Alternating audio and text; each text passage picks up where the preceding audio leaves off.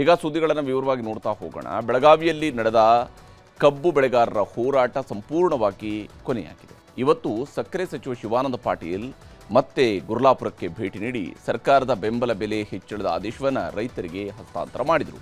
ಇದೇ ವೇಳೆ ರೈತರ ಹೋರಾಟದ ಮಧ್ಯೆ ನನ್ನ ಜೀವ ಉಳಿದಿದ್ದೇ ಹೆಚ್ಚು ಅಂತ ಹೇಳಿದರು.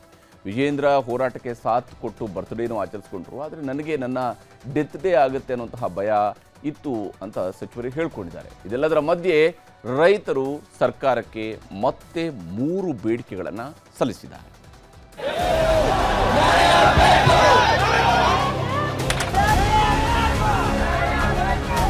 ಕಬ್ಬು ಬೆಳೆಗಾರರ ಒಗ್ಗಟ್ಟಿನ ಹೋರಾಟ ನೋಡಿ ತಬ್ಬಿಬ್ಬಾಗಿದ್ದ ಸರಕಾರ ನಿನ್ನೆಗೆ ಶರಣಾಯಿತು. ಅನ್ನದಾತರ ಆಕ್ರೋಶದ ಕಟ್ಟೆ ಒಡೆಯೋ ಮೊದಲೇ ಎಚ್ಚೆತ್ತುಕೊಂಡ ಸಿದ್ದರಾಮಯ್ಯ ಸರಕಾರ ರೈತನ ದುಡಿಮೆಯೇ ನಾಡಿನ ಆಧಾರ ಸ್ತಂಭ ಅನ್ನೋದನ್ನ ಅರಿತುಕೊಂಡಿತ್ತು. ಅದಕ್ಕೆ ಕಬ್ಬು ಬೆಳೆಗಾರರು ಸಕ್ಕರೆ ಕಾರ್ಖಾನೆ ಮಾಲೀಕರನ್ನ ಕರೆಯಿಸಿ ಸಭೆ ಮಾಡಿ ಯಾರಿಗೂ ನಷ್ಟ ಆಗದ ಹಾಗೆ ಪ್ರತಿ ಟನ್ ಕಬ್ಬಿಗೆ 3,300 ರೂಪಾಯಿ ಬೆಂಬಲ ಬೆಲೆ ಘೋಷಣೆ ಮಾಡಿದ್ರು. ಇವತ್ತು ಸರಕಾರದ ಆದೇಶ ಪತ್ರವನ್ನ ಬೆಳಗಾವಿಯ ಗುರ್ಲಾಪುರದ ಹೋರಾಟದ ಜಾಗದಲ್ಲಿ ರೈತ ಮುಖಂಡರಿಗೆ ಸಕ್ಕರೆ ಸಚಿವ ಶಿವಾನಂದ ಪಾಟೀಲ್ ಹಸ್ತಾಂತರ ಮಾಡಿ ಕೊಟ್ಟ ಮಾತು ಉಳಿಸಿಕೊಂಡಿದ್ದೀವಿ, ನಮ್ಮಿಂದ ತಪ್ಪಾಗಿತ್ತು, ಕ್ಷಮಿಸಿ ಅಂತಾನು ಅನ್ನದಾತರ ಮುಂದೆ ಕೈ ಮುಗಿದ್ರು. ನಿಮ್ಮನ್ನ ನೋಡಿ ಬಾಗಲಕೋಟದವ್ರು ಎದ್ರು, ಬಾಗಲಕೋಟದವ್ರು ನೋಡಿ ಬಿಜಾಪುರದವ್ರು ಎದ್ರು, ಬಿಜಾಪುರದವ್ರು ನೋಡಿ ಗುಲ್ಬರ್ಗಾದವ್ರು ಎದ್ರು, ಗುಲ್ಬರ್ಗಾ ನೋಡಿ ಬೀದರ್ದವ್ರು ಎದ್ರು. ಮುಂದೆ ಬಾರ್ಡರೇ ಮುಗೀತು ನಮ್ದಲ್ಲಿ. ನಾನು ಅದೇ ಅಂತಿದ್ದೆ, ಚುನ್ನಪ್ಪಣ್ಣ ಊಟ ಕಡಿಮೆ ಆದ್ಮೇಲೆ ತಾನೇ ಬಿಡು ಹತ್ತಿದ್ದೆ. ಇದು ನಿಜವಾದ ರೈತರು ಹೋರಾಟ ಅಂದ್ರೆ ಅದು ತಪ್ಪಾಗ್ಲಿಕ್ಕಿಲ್ಲ. ನೀವು ನಮ್ಮ ಮ್ಯಾಲ ನೀರಿನ ಬಾಟ್ಲಿ ಹೋಗಿದ್ರು ನಡೀತದ, ನಮ್ಮ ಕಾಲಾಗಿನ್ ತಗೊಂಡ್ ನಮಗ್ ಹೊಡೋದ್ರು ನಡೀತದ. ಆದ್ರೆ ಎಲ್ಲಾರ್ಕಿನ್ನ ದೊಡ್ಡದು ಒಂದ್ ಮಾಡಿರಿ, ಜೀವಂತ ಬಿಟ್ರಿ, ಇದೇ ಒಂದ್ ದೊಡ್ಡ ಪುಣ್ಯ. ನೋಡು ವಿಜೇಂದ್ರದ ಎಂತ ನಶೀಬ್ ಅದ, ಅವ ಬರ್ಡೇ ಮಾಡ್ಕೊಂಡು ಹೋದಾನ, ಡೆತ್ ಡೇ ಮಾಡ್ಕೊಂಡು ಒಂದ್ ಸಮಯ ಅವ್ರ ಹಣೆ ಬಾರದಾಗ ಬರ್ಡೇ ಬರ್ದಿತ್ತು, ನಮ್ಮ ಹಣೆ ಬಾರದಾಗ ಡೆತ್ ಡೇ ಬರ್ದಿತ್ತು. ನಮ್ಮ ಅಗ್ರಿಕಲ್ಚರ್ ಕಮಿಷನರ್ ಅವರು DC ಅವರು ಮುಖ್ಯಮಂತ್ರಿ ಕೊಟ್ಟಿದ್ದ ಕಾಪಿ ನಿಮ್ ಕೈ ಕೊಟ್ಟು ಹೋಗ್ತಾ ಇದ್ದೀನಿ. ಇದು ನನ್ನ ಕರ್ತವ್ಯ. ಈ ಕರ್ತವ್ಯಕ್ಕೆ ಅನುಗುಣವಾಗಿ ನಾ ಕೊಟ್ಟು ಮಾತು ಉಳಿಸ್ಕೊಂಡಿದ್ದೀನಿ. ಕಬ್ಬು ಬೆಳೆಗಾರರ ಹೋರಾಟಕ್ಕೆ ಜೈ ಜವಾನ್, ಜೈ ಜವಾನ್. ಕಬ್ಬು ಬೆಳೆಗಾರರಿಗೆ ಈ ವರ್ಷ ಒಟ್ಟು 600 ಕೋಟಿ ರೂಪಾಯಿ ಬೆಂಬಲ ಬೆಲೆ ನೀಡೋದಾಗಿ ವೇದಿಕೆಯಲ್ಲೇ ಘೋಷಣೆಯಾಯಿತು. ಮೊದಲ ಹಂತದಲ್ಲಿ 100 ಕೋಟಿ ಬಿಡುಗಡೆ ಮಾಡಿರೋ ಆದೇಶವನ್ನು ರೈತರಿಗೆ ಸಚಿವರು ಕೊಟ್ಟರು. ಇದೇ ವೇಳೆ ಸಚಿವ ಶಿವಾನಂದ ಪಾಟೀಲ್ ಎದುರೇ ರೈತ ಮುಖಂಡ ಶಶಿಕಾಂತ್ ಪೂಜಾರಿ 3 ಬೇಡಿಕೆಗಳನ್ನಾಗಿಟ್ರು. ರಾಜ್ಯದ ಪ್ರತಿಯೊಂದು ಜಿಲ್ಲೆಗೆ ರಿಕವರಿ ಅನ್ನೋದು ದೂರ ಸರಿಸಿ 2025 ಏನೈತಲ್ರಿ, ಇದಕ್ಕೆ 3,300 ರೂಪಾಯಿ ಸಂಪೂರ್ಣ ಬೆಲೆ ಘೋಷಣೆ ಆಗ್ಲೇಬೇಕು ಸರ್. ಬೇರೆ ಬೇರೆ ಆಗ್ಬಾರ್ದು, ಯಾಕಂದ್ರೆ ಬೇರೆ ಜಿಲ್ಲೆಯವರು ನಮಗ ಭೇದ ಭಾವ ಬರ್ಲಿಕ್ಕತ್ತದ ರಿಕವರಿ ಒಳಗ. ಇನ್ನೊಂದು ಬೆಳಿಗ್ಗೆ ಸರ್, ಈಗೇನ ಎಲ್ಲಾ ಕಾಟ ಹೊಡೋ ನೀವೊಂದ್ ಕೆಲಸ ಅದ, ಕಾಟ ಹೊಡಿತಾರ ಅಂತ ಎಲ್ಲರ ಮುಂದೆ ಹೇಳ್ಬೇಡ್ರಿ. ಏನ್ ಮಾಡ್ರಿ ಅಂದ್ರೆ ಇಲ್ಲಿ ಅಂತ ಕೇಳ್ಕೋರಿ. ರಾತ್ರಿ ಮನೆಗ್ ಕಳ್ತನ ಮಾಡಕ್ ಬಂದ್ರೆ ಕಳ್ಳ ಹಿಡಿತೀರಿಲ್ಲ, ಸ್ವಲ್ಪ ಗುಪ್ತ ಹಿಡಿರಲ್ಲ, ಹೇಳ್ಬೇಡ್ರಿ. ನಮಗ ಮಾಡಿ 2 ಕಾಟ ತೂಕತ್ತ ನಮ್ ಕೈ ಕೊಡ್ರಿ.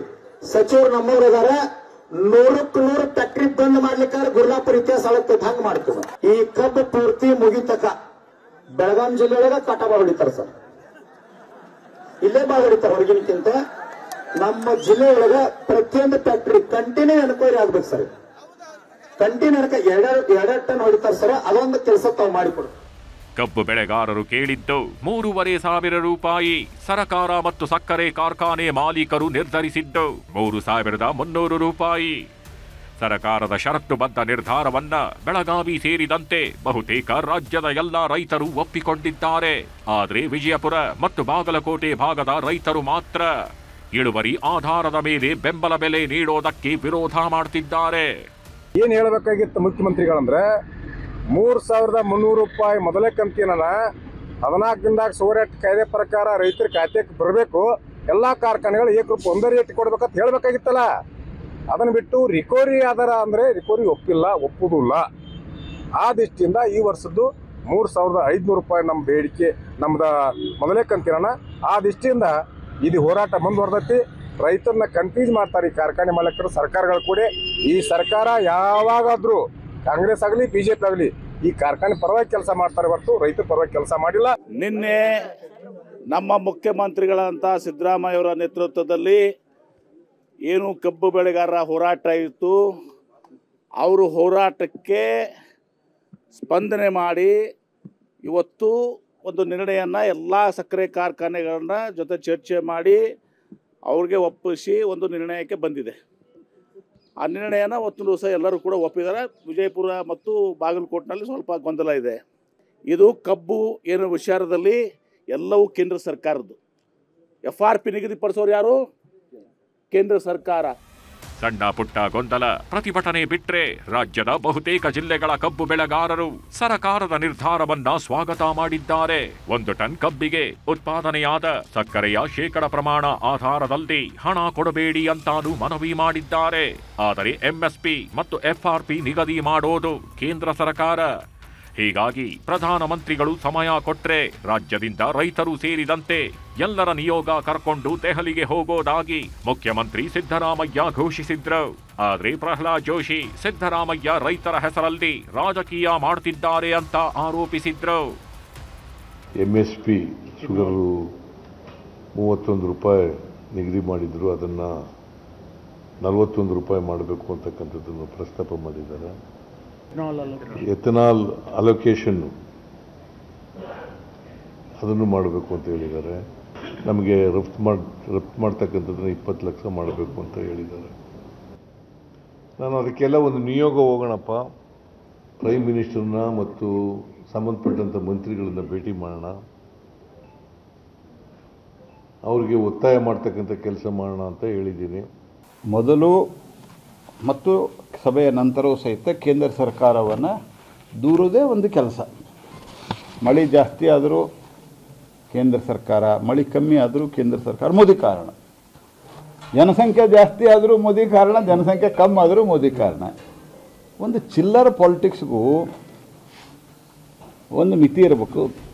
ಕೇಂದ್ರ ಸರ್ಕಾರದ ನೀತಿಗಳು ಕಾರಣನೋ ರಾಜ್ಯ ಸರ್ಕಾರದ ಎಡವಟ್ಟುಗಳು ಕಾರಣನೋ ಗೊತ್ತಿಲ್ಲ. ಆದರೆ ಕೇಂದ್ರ ಮತ್ತು ರಾಜ್ಯ ಸರ್ಕಾರ ಪ್ರತಿನಿಧಿಸೋ ರಾಜಕಾರಣಿಗಳು ರಾಜಕೀಯ ಬಿಟ್ಟು ರೈತರ ವಿಷಯದಲ್ಲಿ ಒಗ್ಗಟ್ಟು ಪ್ರದರ್ಶನ ಮಾಡಬೇಕಿದೆ. ಆಗ ಮಾತ್ರ ರೈತರು ನೆಮ್ಮದಿಯಾಗಿ ಇರಬಹುದು.